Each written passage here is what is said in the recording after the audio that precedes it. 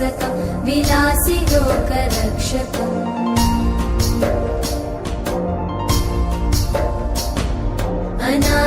अनायकैकनायकं विनाशिते भदैत्यकं नताशुभाशुनाशकं नमामि तं विनायकम्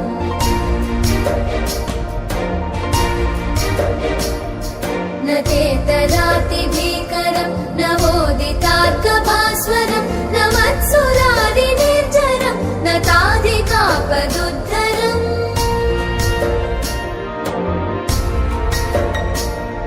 सुरेश्वरं निधीश्वरं गजेश्वरं गणेश्वरं महेश्वरं तमाश्रये परात्परं निरन्तरम्